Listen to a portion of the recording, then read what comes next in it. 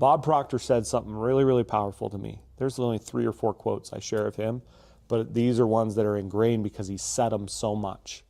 Over 8 years that I was with him, this is the number one that he said.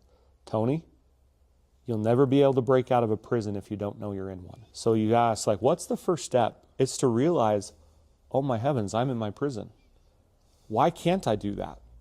What is it that I've thought about that says that I can't make that quantum leap? When I was in the bank, I didn't realize I was living a lot of this way. I was living a lot of these principles because I was getting jobs at the bank that I was not supposed to get.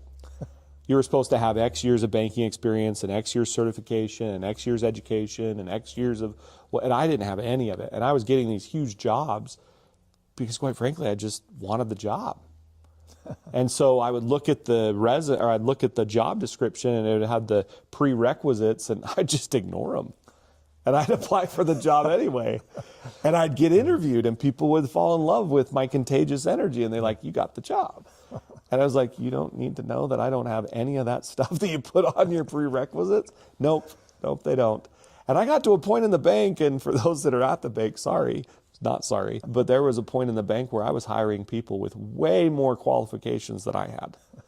And I was hiring them to be managers.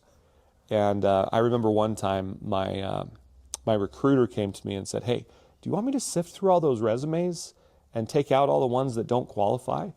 And my answer was no, I want all of them, because my best managers, the best producers, were the ones that looked at that prerequisite and said, I could do that job without that, because they had the right this. I can teach banking. I didn't think at the point, now I know I can, I didn't think I could teach this. Now I know I can teach this.